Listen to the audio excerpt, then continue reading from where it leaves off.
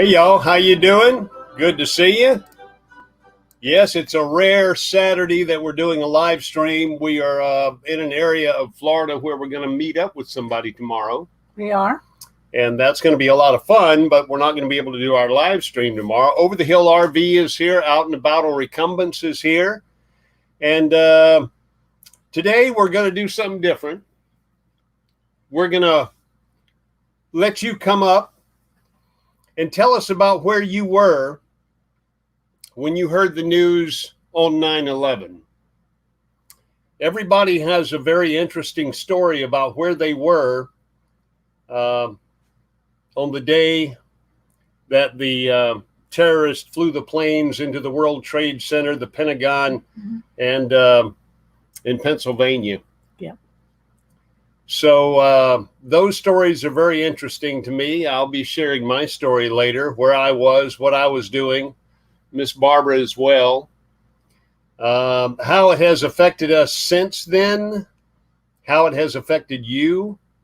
And I never did get to watch it, but Brazen Brits has a video on Very how. nice video. Tell us a little about it. It's a short one. It's only about 8-9 minutes long. Yeah.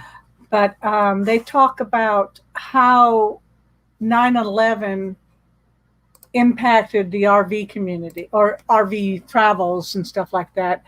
And they talked again about being, at that time, nobody wanted to fly. Even after they cleared the flights and allowed flights to happen, nobody wanted to fly. So more people started traveling. Hello, James Cantonese. I hope you're feeling better. I hope you're at home.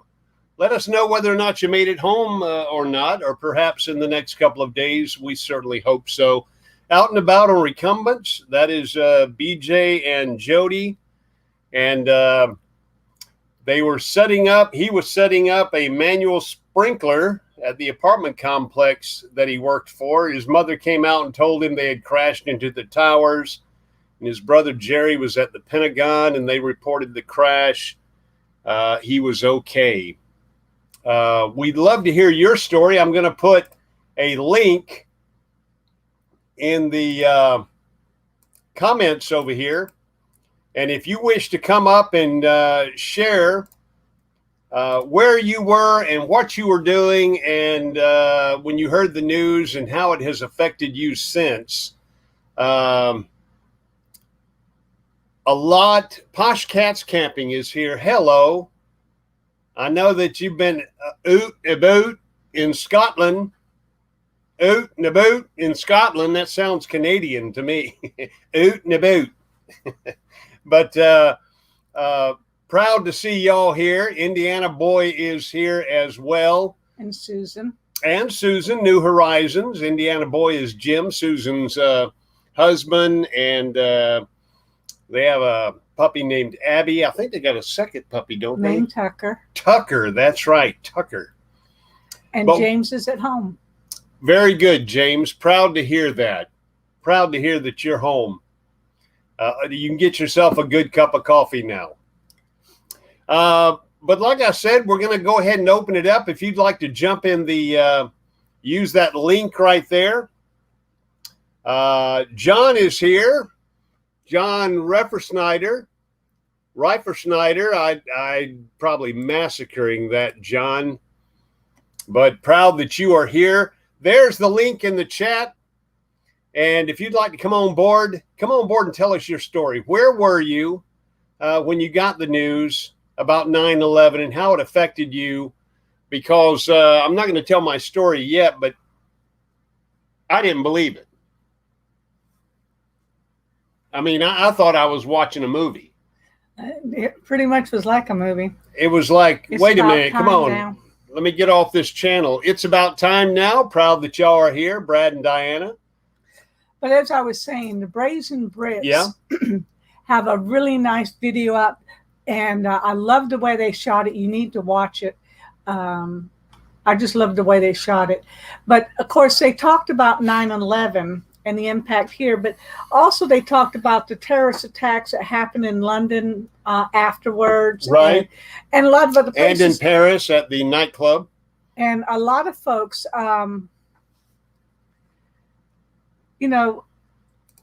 you think of 9/11, but sometimes we don't think about the effect that it had on several other countries and the terrorist attacks that happened in those countries afterwards.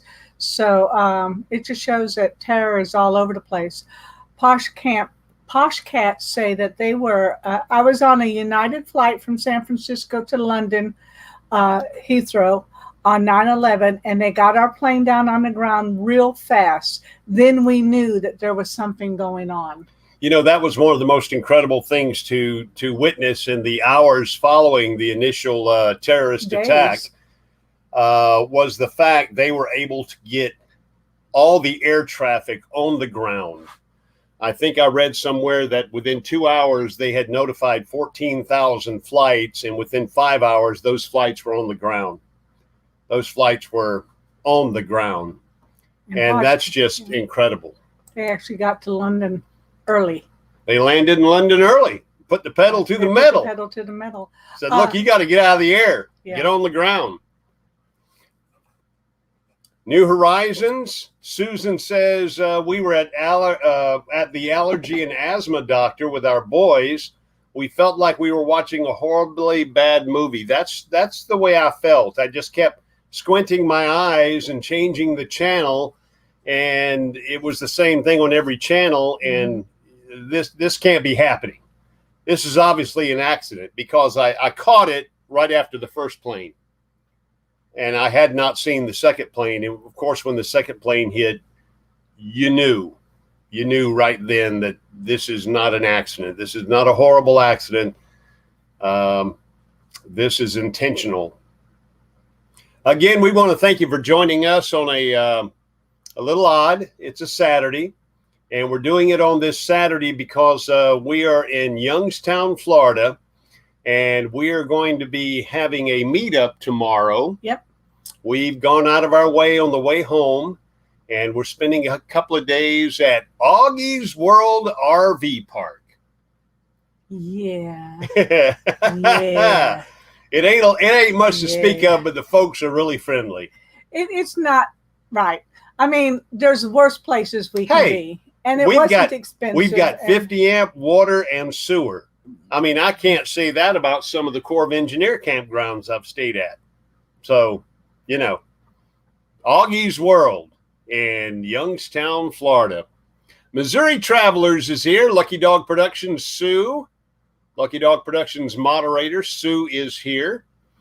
Again, I'm going to put that link in the chat. I really want to encourage you folks to come on the live stream with us today and just share your experience on 9/11/2001. Where were you? What were you doing? And how did it impact you? And really, I'd like to know from some of you RVers who have RV'd a lot longer than we have, because we've only been RVing about 3 years. Right. And there's folks that have been RVing 15, 20 years. Did it change the way that you RV? Diana says, was at work getting in a meeting, and a coworker known as a jokester told me a plane had just hit the tower. And my first thought was, that doesn't sound like a funny joke. No, not a funny joke at all. Susan says, we are at Nags Head, North Carolina. I got to see the ocean for the first time in my life. It was so amazing. Are you kidding me? I can't believe you hadn't been there before. Oh, wow. But it is awesome to see the ocean. Congratulations on seeing the big pond for the first time. Did you get in it? You got to get in it. You got to suck in some of that salt water unintentionally. You got to get stung by a jellyfish. Well, I don't know necessarily about that now. It's all part of the experience. Growing up, I grew up around Panama City, Florida, and man, let me tell you, them jellyfish tear you up. Charlie Grace from Forever Best Friends is here. Hello, Charlie Grace. Proud that you are here. We're asking folks to share their experiences, whether you do it in the chat or you come on live with us. The link is in the chat, and you can use that link and come on live with us on this Saturday, 9/11/2021, and just share a little bit about what your experience was 20 years ago today when you first got the news.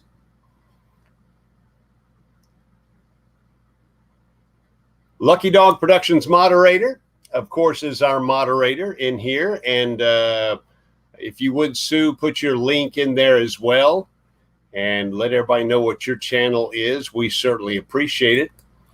How about you, Barbara? Where were you? I was at work. I was working for a small little company, office manager, shipping, all of that stuff. And the sales manager, there's only a small staff of 3 of us in the office, but the sales manager always kept his TV on. Mm-hmm. And I had walked in to get some paperwork signed, and we had seen the first plane crash. And we both just sat there and stared at the TV for a while. And the second plane hit. That's when I called you. Yeah. And I asked you what you were doing. And you said, you know, he was at home working, doing remote work for a company that he worked for. And I told him, I just said, turn on the TV. I didn't even tell him what was happening. I said, turn on the TV. Didn't have to say what channel. And he turned it on, and we both watched it. You know, I'm on the phone and he's on. So we're watching it. And then when it hit the Pentagon, I just told him, I looked at him and says, we're at war. We're going to war. Forever best friends, Charlie Gray says, I was in Chicago working in media and actually had the day off as I had family in town. When I saw the plane hit the first tower, I drove like crazy to Sam's Club to get supplies. It was a strange time. The waves are too dangerous due to the effects from Hurricane Larry. One person just died the other day because the waves are 6 foot and dangerous. Rangers won't let anybody in the water. Well, you'll have to make a return trip, and you'll have to get in the water. You got to get in the water. I wanted to get James Cantonese up here. He was in Florida driving semi-trucks at the time. He was at the truck stop, and he and Cindy were there, and they were shut down. And I think he's got another post that says they were there for like 3 days before they could go anywhere. But I wanted to put that up real quick. James Cantonese driving a big rig and got shut down, him and his wife, Cindy. We got that one. Mm-hmm, there it is, in Florida. For 3 days. At a truck stop for 3 days. No go. Well, she called me. I was at home, my home office. I was working remote tech support for an automation company. And she called me and said, turn on the TV. And of course, I could hear the anxiousness in her breath and her speech. And she said, turn on the TV. And I don't know, president got shot, you know. The last thing I would have expected would be a plane flying into the World Trade Center. Of course, it took a minute or two to know what you were staring at. Mm-hmm. You turn on the TV and you're just looking at a smoking building, and the commentators are saying that an airplane flew into the building. Well, you don't know, Cessna, Piper, something small. Lo and behold, come to find out it was a airliner. Well, I don't think most people even realized the first one was an airliner until they saw the second plane go into the tower. And of course, by then, America's watching, and we actually saw that happen. And, you know, but yeah, that was pretty scary. That was something I've never expected to see either. And like you said, 20 years ago. So I set down my tech support phone, and I just sat there in amazement. And as I was watching it, I saw the second plane along with everybody else. And then you just get a cold chill because you know that this was intentional at that point. And like Miss Barbara said, you knew that the consequences were, we were at war. We were going to war. Yeah. And having one son in the military, was JW in the military at the time? JW and Clay were still in high school. They graduated in 2002. So that was their senior year in high school. Clay already knew he was going to go into the Navy. He was getting his letter from Auburn for the ROTC. There's Asheville George. He was still on active duty, Air Force, getting ready to retire. Stayed at work until all of us were sent home by about noon, and retirement was canceled. He retired a year later. Yeah. Well, I was already retired. Thank you, Asheville George, for joining us today. We certainly appreciate that. And by the way, the Dyson's Crazy Adventures here too. Hello, Dyson's Crazy Adventure. Proud that you are here. We're just chit-chatting about our experiences on this day 20 years ago. There's a link in the chat. I just want everybody to know that you're welcome to come on board and talk with us on the panel. And you can do it if you want to, or you can just tell us right there in the chat how it affected you, how you first heard about it, what were your feelings at the time, and has it affected you in any way since when it comes to your travels? I mean, it's affected all of us because the company I worked for, I did a lot of traveling, a lot of flying. And I can remember showing up at our little airport in Dothan, Alabama, and walking directly from my car with my bag, show my ticket, and climb on the plane. No wand, no metal detector, no anything. It's the way we did it for years and years and years. And that day changed everything. TSA was conceived, and we didn't have TSA agents before that. And all of a sudden the lines got tremendous, 2-3 hour wait time. And so my world just kind of turned around. You know, my cousin was Senator Dick Lugar's right-hand man. They were scheduled to be at the Pentagon, but Dick Lugar got sick and canceled the meeting there. Thank God, or I might have lost my cousin. That is Susan. We had, I worked at a senior center, and one of my seniors was on a senior trip to New York City. And they were on the bus heading to the World Trade Building. Wow. And of course, the bus driver stopped and they couldn't get any, I mean, they were a ways away and couldn't get any closer. And that's how they found out. So they were actually there to time. I mean, just a tour group going to the World Trade Center. And they never made it there. Little bit crazy. L&J is here. Good. Good to see y'all. Lucky Dog Productions moderator Sue says my 21-year-old cuz from Australia was flying to Los Angeles. Her plane was the last one to land before being grounded. Family went and picked her up. Sis and I drove nonstop from Ohio to Los Angeles to get her and bring her to Ohio. Yeah. There was a lot of shuffling going on because, you know, air traffic was suspended, like I said, miraculously in hours. That was one of the most amazing things to me, that we had so much control over our airspace.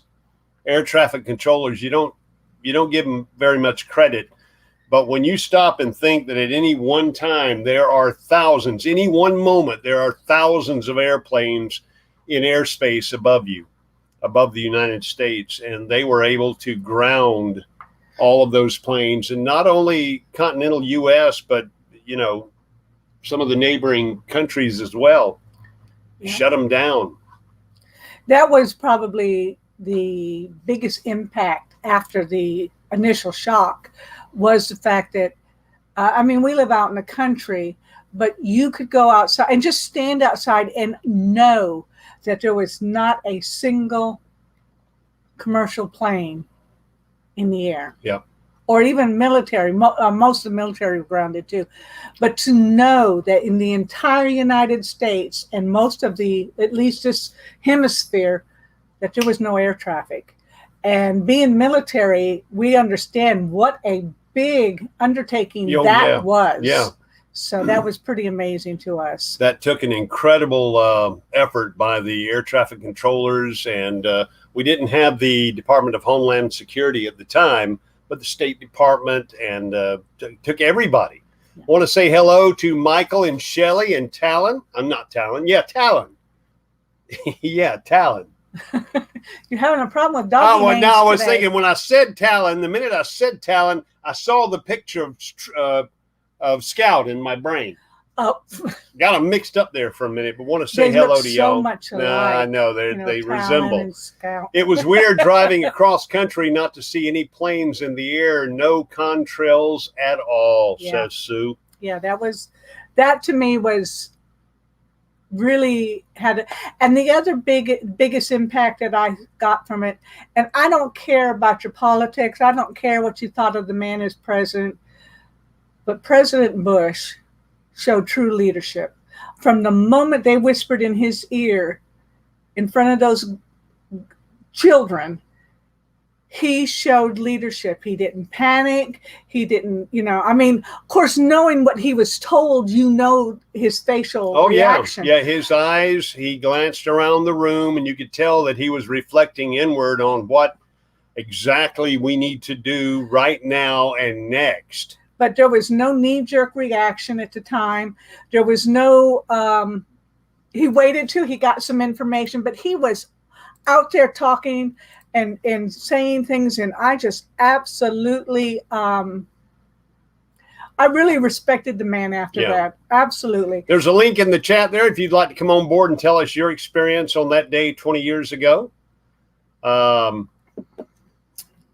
Tell us a little more about the Brazen Brits. Brazen Brits have a video out about how 9/11 has affected RVing. Right. Well, like I said, their video, it's only a few minutes long, 8-9 minutes at the most, just over 8. And first off, I love the way they shot it, different, things. And Natalie and, just they talked smoothly through the whole thing. But they talked about how, because the air travel was really a scary thing, more people started taking to the road, and they showed little clips of things. And the RV industry actually started really kicking into high gear, making RVs. Mm-hmm. And so that to me was, it's a very good video. And at the end, of course, they talk about, like I said, 9/11, and they talked about what happened in London, the terrorist attacks. And they, at the very end, they show a tribute to the victims of the London attacks and Paris attack. Right. Yeah. And it's a very good video. And like I said, I really loved the way they shot it, and I really, really enjoyed it. Right now, we're going to bring up our my brother-in-law, your brother-in-law. My brother-in-law. This is BJ. Howdy. Right now, we're going to bring up. How are you? My brother-in-law. I'm going to have to turn my speaker on here. Give me just a second. BJ. We turn our speaker down because. I'm going to have to turn my speaker on here. Give me just a second. Okay. We turn our speaker down because I'm going to turn my speaker on here. All right, make sure you turn off your YouTube and you're only watching on StreamYard, DJ. Yeah, I'm off of YouTube. All right, make sure you turn off your YouTube and you're only watching. Oh, okay. Hold on. Yeah. All right. There you go. Now we got it. Sorry about that. We get a loop going. Everybody does that. They leave their StreamYard on and their YouTube. But anyway, you were telling us that you were working on some water sprinklers. Water sprinklers. Tell us more about that story on that day 20 years ago. Basically, I was out like 4 a.m. that day to set out. I was doing like about 6,200 square feet of an apartment complex lawn by manual sprinklers. And so I was out doing my job, and my mom happened to live in the complex. And basically she came just literally flying out of her third story apartment, and said, "Hey, oh my God, they just run 2 airplanes through the towers." And so I said, "No, you're kidding me." And so we went back in, started watching the TV, and then all of a sudden, of course, they hit the Pentagon. Well, my youngest brother, Jerry, was stationed at the Pentagon at the time. He was a major in the Air Force. And so, we were like, oh, my God, how do we find out, what's going on with, with that? And I got really lucky because Jolene had saw it on TV at work.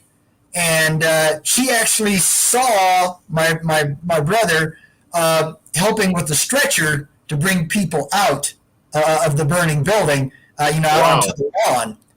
So we knew. So she called. So we knew that he was okay. So we were like, massively thankful. But yeah, like you said, just totally unbelievable. Just you didn't know this can't happen here. So I mean, I know. So we I guess you always think that they. That if anything ever headed in like that, they'd scramble fighters right away. But I mean, there's just no way to do something like that. But yeah, it's easily done in the movies, but in real life, I think the only thing I could relate it to was 16 years earlier, the Challenger shuttle. Yeah. Oh yeah. It was another one of those awe moments when you stand with your jaw agape and you're wondering, am I really seeing this? Is this really happening? And that was about the only other moment. I was too young for John F. Kennedy, but that would have been another one of those moments in time that changes history forever. And of course, 20 years ago today, history was changed, just like the pandemic has changed history. Oh, amen to that. We just have moments that come along that totally misdirect our course, and we think we got everything under control, and we're immediately reminded that you don't have control. You really don't have control. Hello, Jody. That's my sister, everybody. Y'all see the resemblance there? We have the same voice almost. Yeah. How are you doing, Jody? I'm doing better. Good. You've had some medical issues, and we're proud to hear that you're up and about. Yep. As a matter of fact, right after one of your issues, it was just days, and you were out on the bicycle again. Yep. Well, good for you. We're proud to hear that. Can't let it keep me down. It's really good to see you. I'm glad you guys came in into the chat, but it's real good to see you. Yeah, I wasn't sure we could figure out how to do this, but thanks for letting us say our piece.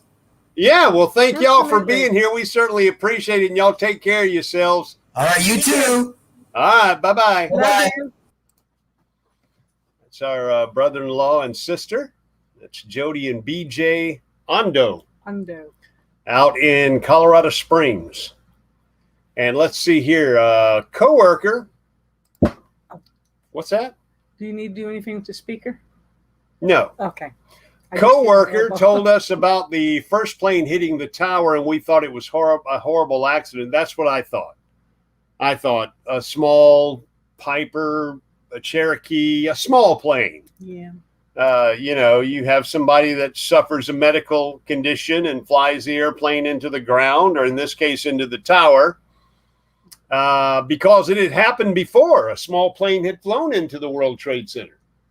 That had happened years before. And they also had they had the bombing attempt on the World Trade Center in the basement. In the basement. Parking garage. Yeah, and that was a terrorist attack. Sue says, then we were all watching the second plane hit, and we knew what a terrible thing was actually happening before us.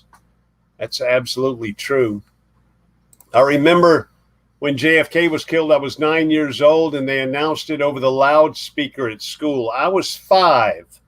I was 5 years old, and I remember seeing it on TV, but what I remember most about the JFK assassination was seeing it in Life magazine. My parents used to get Life magazine, and there it was laying on the coffee table. In the front cover of Life magazine was the image of JFK split seconds before he was actually shot. Him and Jacqueline were in the limo, the Lincoln, and I was stationed. My dad was stationed in Germany at the time, and we were at the movie theater. And I can't tell you what the movie was. I just know that they shut the movie down and told us, and we all went home. That's really what I remember of it. There's a link in the chat there if you'd like to come on board and chat with us today about your experiences 20 years ago today. Like I said, my world changed because I was a traveler and I traveled for 10 years following it.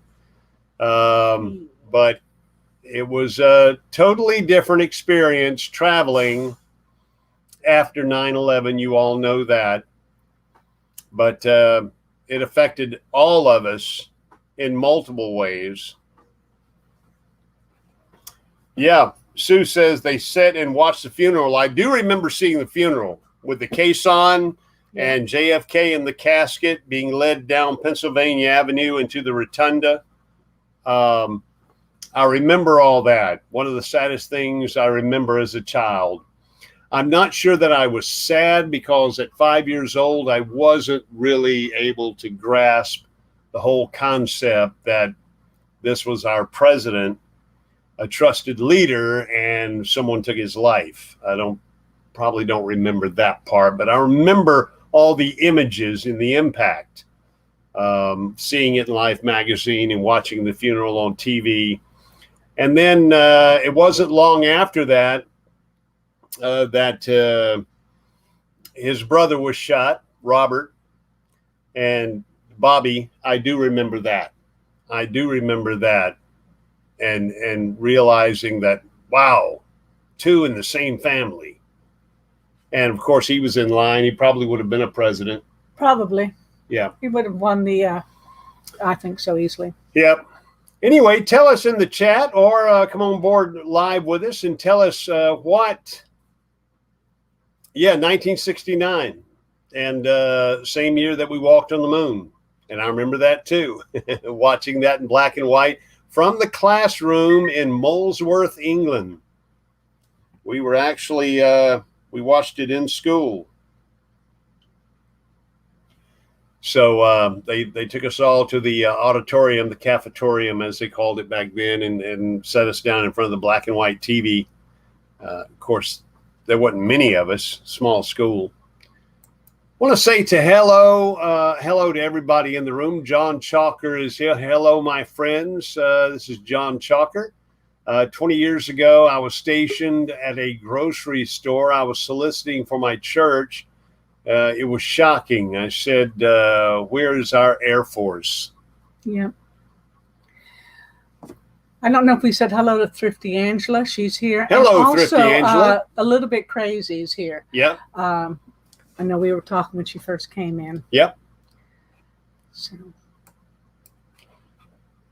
John Chalker is standing by. We're going to bring him on. Let him tell us about our experience. Hello, John. How are you? Hello, guys. How are you today? Doing fine. Tell us what you were doing 20 years ago today. I was stationed at the grocery store, sir. Uh-huh. I was at the Shaws before, the Shaws all were shut down in Connecticut.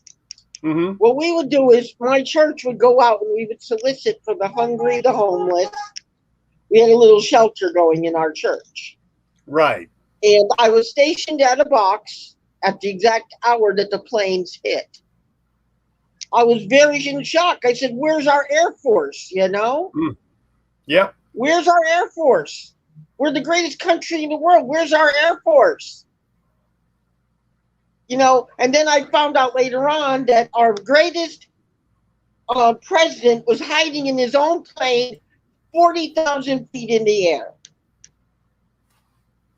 And I was saying, wait a minute, he's supposed to be on the ground being the commander-in-chief of our greatest military assets. And then I found out when I was talking to, I did also a video today saying thank you for, to our first responders and all of that.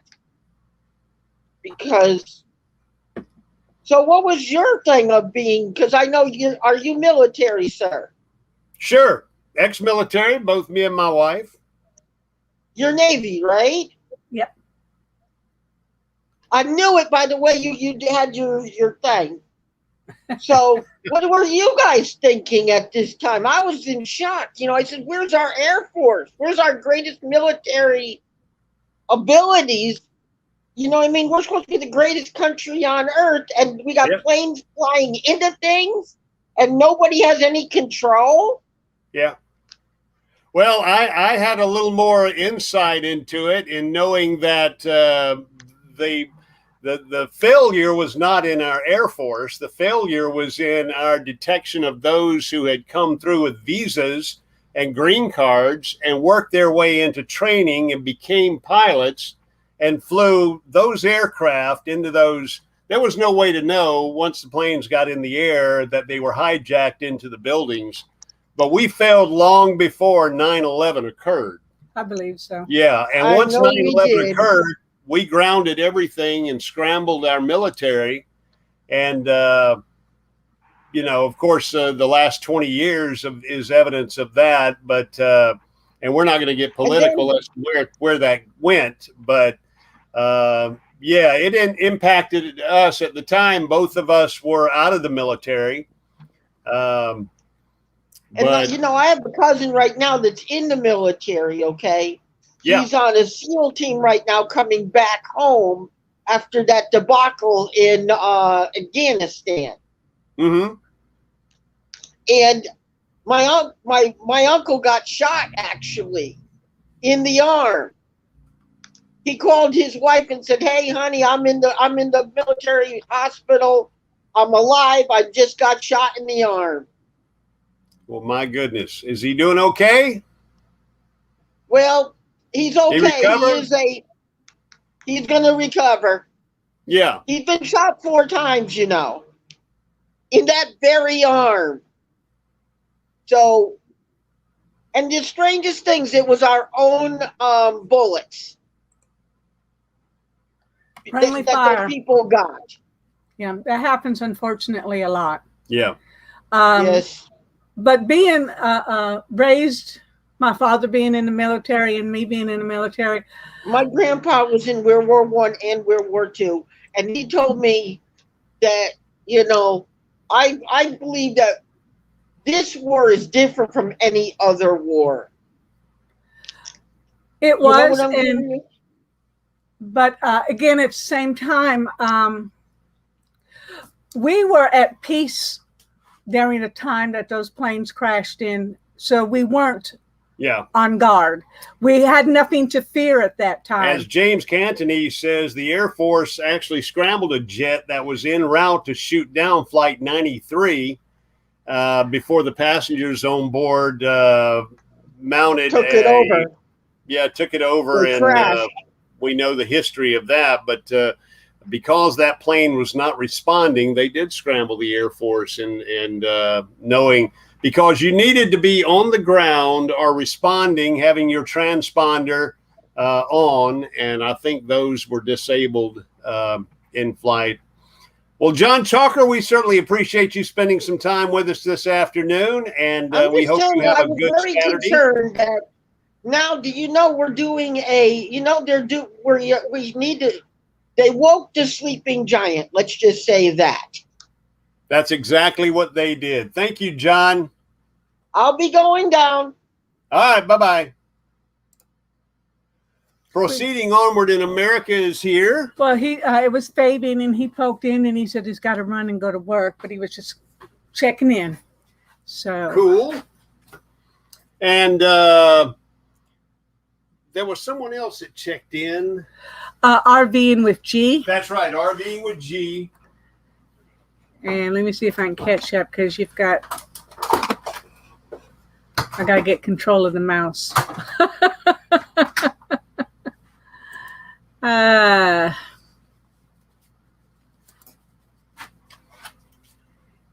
POA came in and said hello. It was Fabian. He's saying hi and got to run back to work. So, ooh, about 10 days away. Ooh, right there, 10, 11 days. And he going to be a daddy. Asheville George is here. Did we say hello to Asheville? We did say hello to Asheville George. I Got thought to we go. This guy, John, is wrong about so much. Well, John has his opinion, and everybody does. Yes.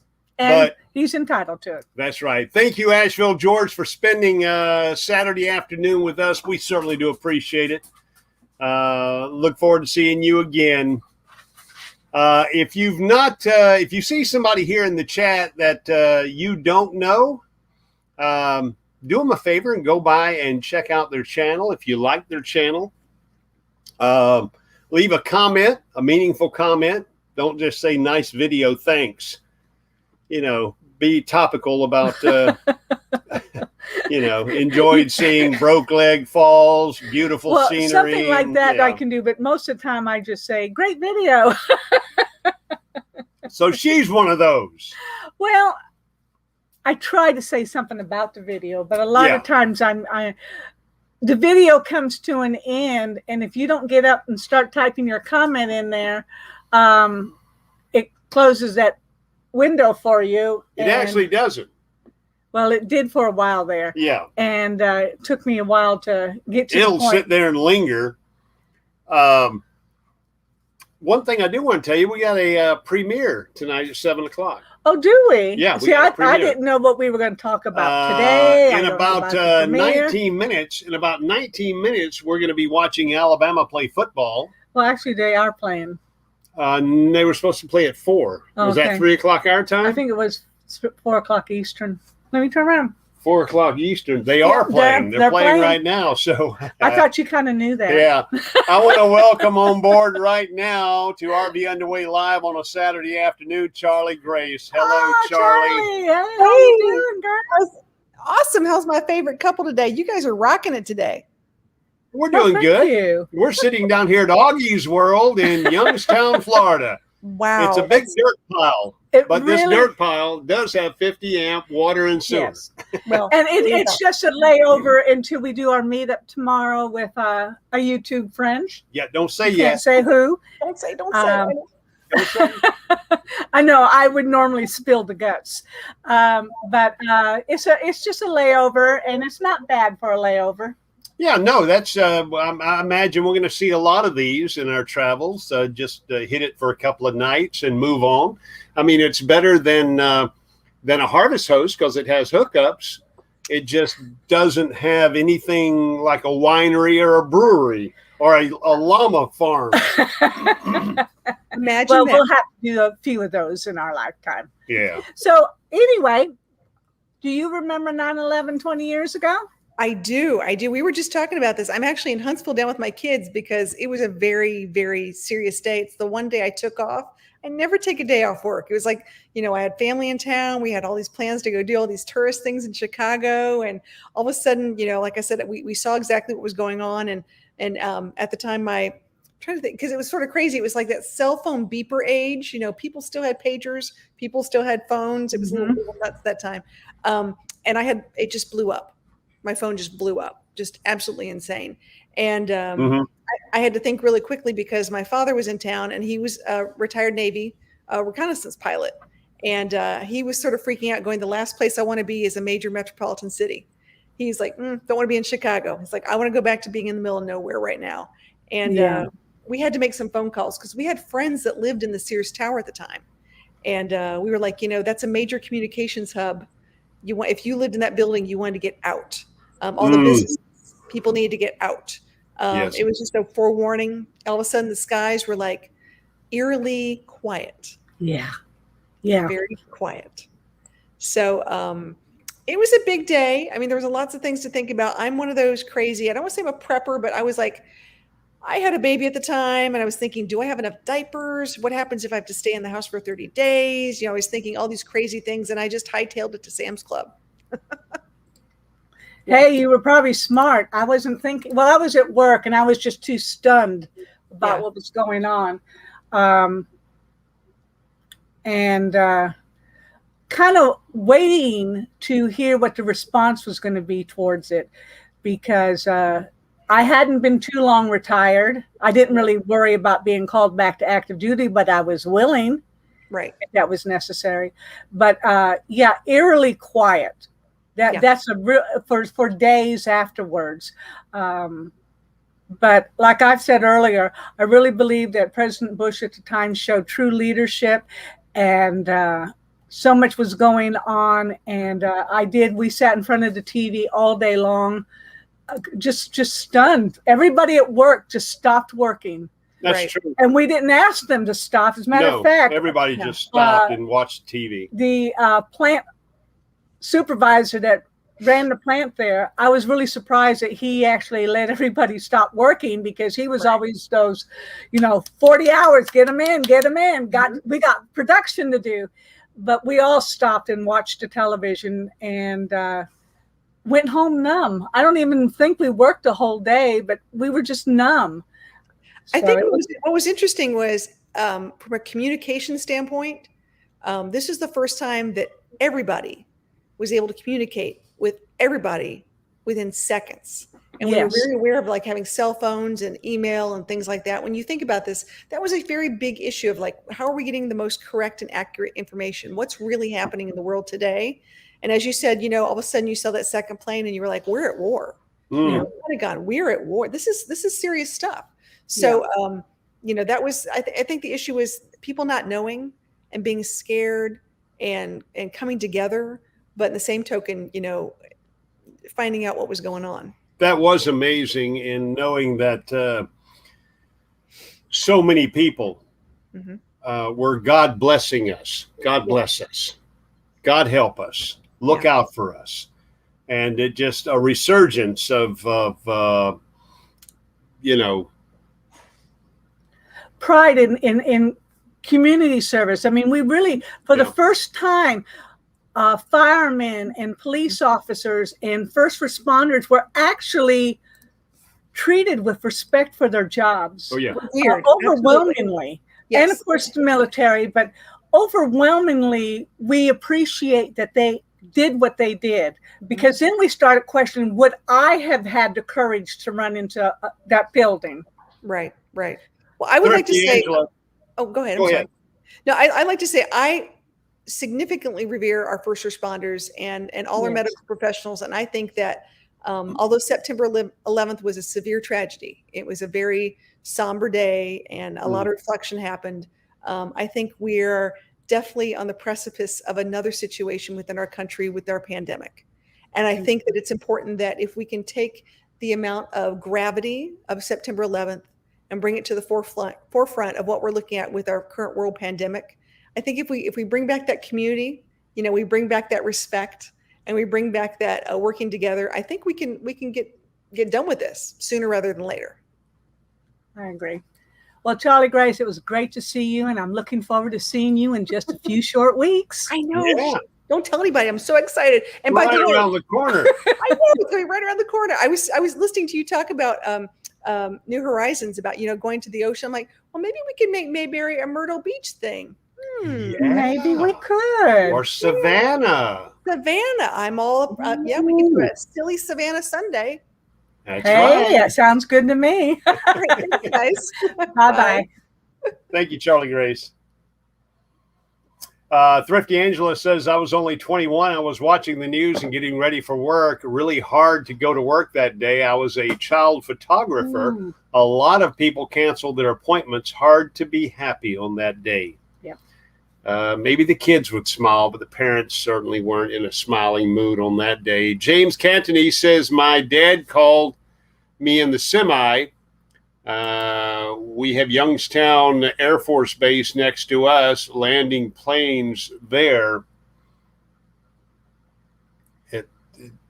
All kinds of situations were occurring on that day. Aircraft, if they can make it to their destination and meet the proper squawking, as far as identification, they could make it. But a lot of them were just grounded over what airport they were near. Yep. I think most of them were. If you're over St. Louis, you're bound for LA. But if you're over St. Louis, you're on the ground in St. Louis before the hour is up. So it was just a wild day. One more time, we've got a few minutes left. I'm going to put that link in here. If there's anybody else who'd like to come on and just share their thoughts and their memories from 9/11 20 years ago, we welcome you on board. 7 o'clock tonight, we have a premiere. Thumbnail is not up yet. It'll be up right after this live stream. But we'll have a premiere tonight. I think you'll like it. And So be looking out for that. If you've got nothing better to do at 7 o'clock, come back and join us for that premiere and chat with us a little bit about what you'll see in that video. I think you'll like it. If you've got any videos coming out, go ahead and put them in the chat right now. Let everybody know. There's the Aloha Conch. He is here. Aloha all. Proud to see you, Aloha Conch. Charlie Grace is right. We are losing 3,000 people every 2 to 3 days to COVID, more than on 9/11. You're absolutely correct. You're absolutely right. I don't know. I'll be honest with you. I don't know what stance to take, what stand to make on vaccination. Me and Miss Barbara are vaccinated, and we will get the boosters if that's what they call for. Yeah. I just believe in the vaccination, and Well, I believe in vaccinations but whatever's out we've there. been vaccinating our kids for years, and we were vaccinated. But I do believe that individuals have the right to make a choice. That's true. That's why I say it's hard to you can only have your own personal opinion. My personal opinion is about me. It's about my welfare right. and my family's welfare. And I feel that to be vaccinated gives me that extra level of protection against the virus. Not to say that I'm still not going to get it, but I think science proves that if I do get it, it will not be as severe. But I got the vaccine. Miss Barbara got the vaccine. All our children I did. think all our children have been vaccinated. But you'll have to make that opinion, or you'll have to make that decision based on your own choice of welfare, what you plan to do. We have two very good friends hospitalized with COVID right now. That's Brad and Diana. Well, I'm praying for them, Brad and Diana. Certainly are. The Aloha Conch says,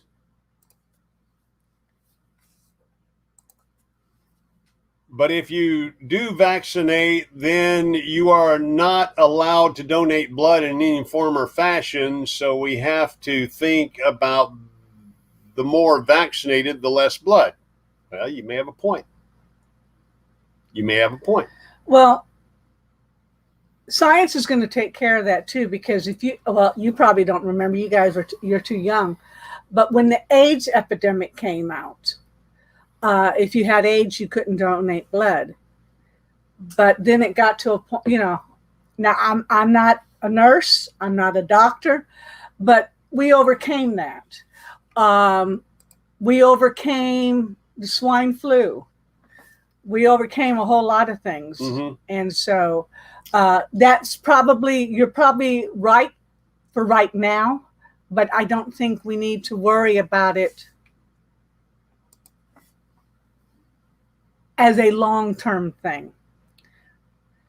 It's your opinion, it's your life, but also you have to understand that your choices could affect other people. Yeah. It's that simple. Yeah. So anyway, Thrifty Angela, she says that her husband's best friend's in a hospital right now on a breathing machine. He's against the vaccine. See, we hear about that, and I know that unvaccinated people are not the only ones getting COVID. People who've gotten the shot or even had, it's just your chances. It's like, whatever military base it is, I'm not even sure, that have several of the refugees from Afghanistan now have an outbreak of chickenpox. Really? Yes. And it's because of them coming over. Now, in America, chickenpox is really kind of a rare thing to come across, but there are people who don't believe in giving their children shots. So it's a personal choice. It's a personal belief. I could not even start to put a number on the number of times I've been vaccinated. From the time I was a child. Sure. To the time I joined the military and went overseas. If you go overseas in the military, especially if you go to Asia, they are going to pump you full. And I remember standing in a line a lot of you can relate to this. Miss Barbara, you can relate to I this. can relate to it. Just standing in a line and they're shooting you in both arms at the same time, and you walk in through this line, and anything from rubella to bubonic plague to to fevers and typhoid and just a whole host of shots. And I think I've come out okay. I think I'm fine. So He's not fine. agreed. Military had vaccines all the time. We That's did. true. You just We got him get in 'em. boot camp. Yeah, got them in You boot got camp. him anytime you were traveling overseas or on a ship or anything And like then you that. got boosters along the way. And again, then the haircut come after the shots. That's right. Haircut came after the shots. That's true. I had long hair. I had long hair 1 year in my life. 1 year I wore an afro. And that was because by the time I got to high school, now up until high school, Daddy controlled the haircuts. You know, you're going to get your haircut this way. And he was Air Force, so you knew what kind of haircut you were going to get. And it didn't bother me. That's just the way you wore your hair, short. And then when I got to high school, I joined ROTC, the NJROTC, Navy Junior Recruit Officers Training Corps. And I was in that for 3 years in high school. And we had to have our haircut. Yeah. You know. And they didn't have a 4-year program. So my senior year, wow, I got to grow my hair because I wasn't in ROTC, and I had me an afro. And then a year after high school, I joined the Navy, and whoop, they whipped it right off. And I'll never forget, I went to boot camp in Orlando, Florida. Yeah, I know. Marshall Tucker T-shirt. No, it was my haircut. They cut my hair off, and we were marching out there for 8-9 weeks in Orlando, and my ears burned. They hadn't seen sunshine in over a year, so my ears burned. Asheville George says, Aloha Conch is not 100% correct about COVID vaccines and giving blood. According to the Red Cross, you can give blood depending on what vaccine you received. Moderna, Pfizer, Johnson & Johnson. So maybe it depends on, according to Asheville George there, maybe it depends on the type of vaccine you received. That's good to know. Always check it out. Check it out. I think me and Miss Barbara both have the Pfizer. We got the 2 shots of Pfizer. And I think they recommend at 8 months you get a booster. We got them in March. 6 months ago. Yeah. Gosh, only 6 months ago? Yeah, so a couple of months it away seems like from a it's booster. been years. Yep. Wow. Once again, want to explain why we're doing this Saturday thing, because we're going to wrap things up here in just a minute or two. We're doing it on Saturday because we're down here in North Florida, and we're going to visit with another YouTube channel tomorrow. We'll have a video coming out about that in a couple of weeks. And we're going to have a meetup tomorrow, and we're looking forward to it. It's going to be fun, and we're going to do that tomorrow, and then we're going to be back home for a couple of weeks before we get ready to come back down to the Gulf Coast and then head straight up to Mayberry in early October. Yeah. So those are our plans. So being that we have a meetup tomorrow, we decided to do our live stream today. We've got a premiere tonight at 7 o'clock. We hope that you'll join us for that. It'll be a lot of fun, and we'll chat about the video. And that's at 7 o'clock tonight, Central Time. 7 Central, 8 o'clock Eastern, a premiere from RV Underway. So that's about it. Lucky Dog Productions moderator says, thanks for going live today and giving folks a chance to share their memories of this fateful day. Safe travels at RV Underway. Thank you, Sue and Bob. We certainly appreciate the support of your channel, you and Bob as well. We thank you so much for that. And thank everybody thank you for coming on this Saturday afternoon. And we hope to see you next Sunday at our normally scheduled time of 3 o'clock Central Time next Sunday, and a premiere tonight at 7 o'clock. And until we see you again, God bless you.